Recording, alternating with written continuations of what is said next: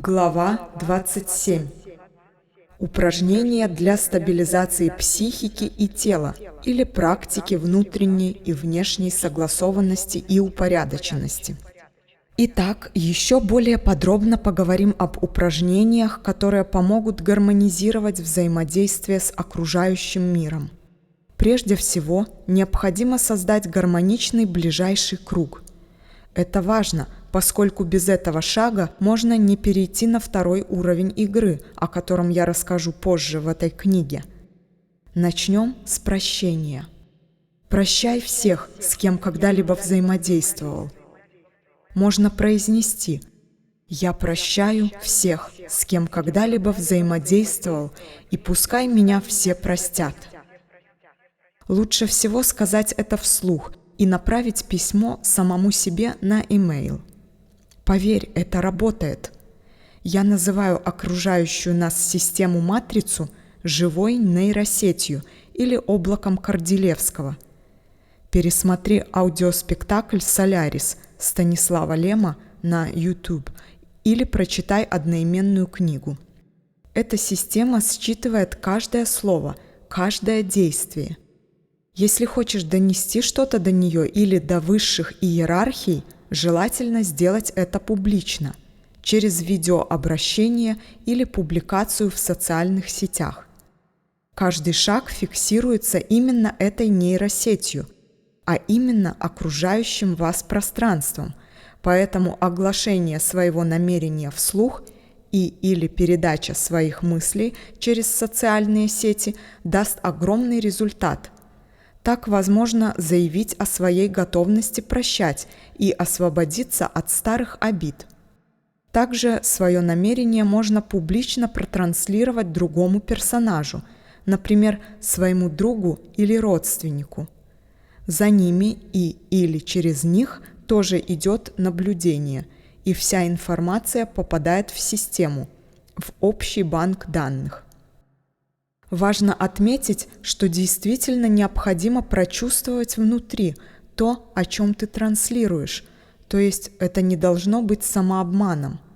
И по этой же схеме можно работать с любыми своими заявлениями, и они, поверь, будут услышаны. А кем услышаны, ты также узнаешь дальше в книге. Стоит отметить, что данная книга живая, содержащая в себе множество слоев информации. Чем больше раз будешь ее читать, тем больше слоев откроется. Возможно, некоторые из них ты поймешь уже с первого прочтения, но пойми, что знания здесь записаны между строк. Далее, что необходимо сделать, это обнаружить свой источник.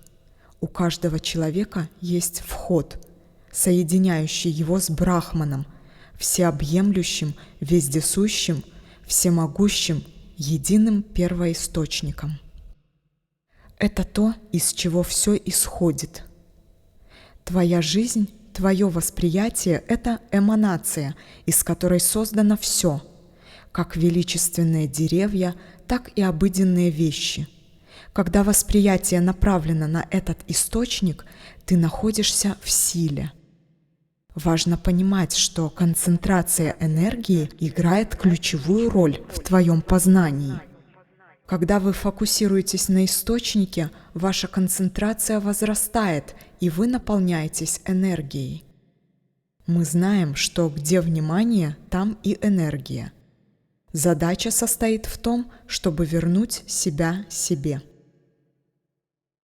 Как же найти свой источник?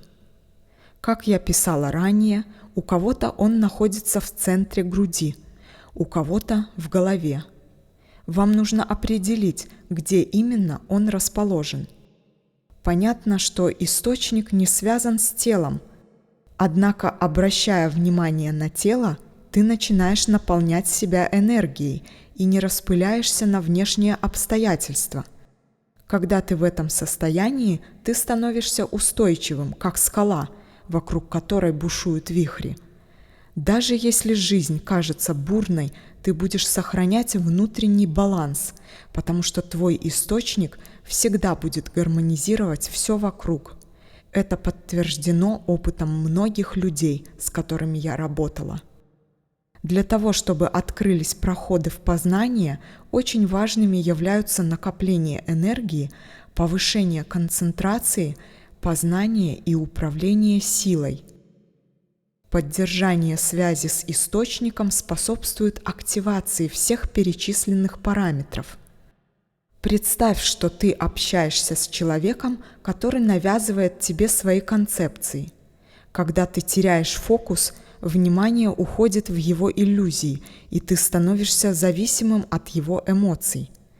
Ты уезжаешь на его автомобиле и теряешь себя. Внимание поражается чужими концепциями, и ты уже себе не принадлежишь. Важно помнить, что твое внимание должно оставаться в источнике. В противном случае тебя в себе, твоего восприятия, уже не будет. Эмоции могут взять вверх, и гормоны могут начать влиять на твое поведение. Разные эмоции могут проявиться, от злости до обиды, и ты как бы вовлекаешься в эти эмоции. Автомобиль можно сравнить с площадкой эмоций. Ты оказываешься в их власти и несешься на бешеной скорости, а сойти уже не можешь, потому что у руля кто-то другой. Помним, что разум – это управляемая система, а ум – неуправляемая. Любые бесконтрольные мысли, которые проявились без приглашения или команды, возникают при помощи ума. Если ты можешь управлять ими или обличать их, отслеживать, значит, задействуется разум. Смотри человеку в глаза, и ты увидишь его источник. Каждая капля в океане – это отдельный человек, и когда ты смотришь в глаза, ты видишь себя в нем. Одновременно обращай внимание на свои ощущения, чтобы не погружаться в его эмоции. Если тебе пока сложно определить, где твой источник, просто направь внимание в центр груди.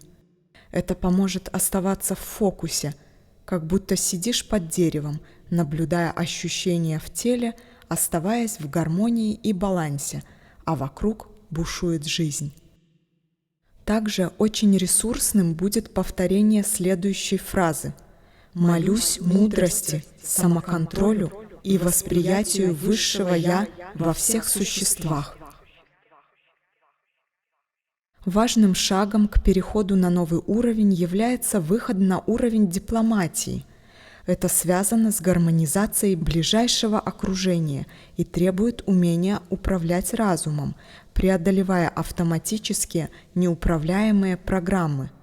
Прекрасной практикой станет тренировка на своем ближайшем окружении. Вместо того, чтобы в очередной раз выдавать негативную реакцию человеку, постарайтесь выйти в другую комнату. Возможно, нужно будет громко, но так, чтобы никто не слышал, высказать весь накопившийся негатив. Позволь себе покричать и, если необходимо, обратиться к живому пространству, к нейросети, к этому мельтешению, которое видно при увеличении видеокамеры телефона в полутьме, с просьбой о помощи. «Я не справляюсь с эмоциями, помоги мне, пожалуйста».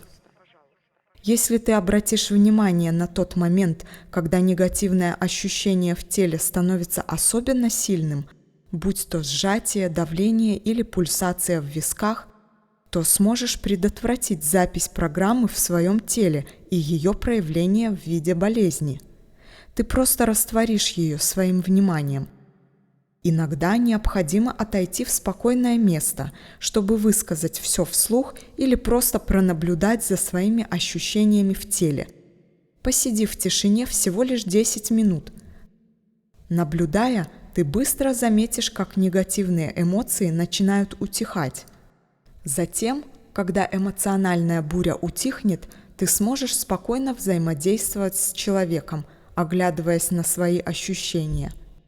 Если уже нет негативных чувств, попробуй найти свой источник. Возможно, он находится в центре груди или в области головы. Направь внимание на этот источник, тем самым защищая себя от внешних воздействий. Второе внимание сосредоточь на собеседнике, слушая его внимательно, желательно глядя в глаза, то есть в его источник.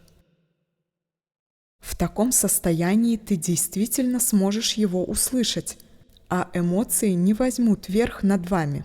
Ты будешь контролировать свои реакции и выходить на уровень дипломатии. Важно понимать, что это требует практики. Ты сможешь оценить свои достижения, когда будешь контролировать свои состояния на протяжении 21 дня. Обрати внимание на разницу. Если ты сдерживаешь эмоции, не отслеживаешь их и не растворяешь ощущения в теле, они запишутся и могут привести к блокировкам или болезням. Это большая разница между сдерживанием эмоций и их контролем. Понимание этой разницы – ключ к внутреннему развитию и гармонии.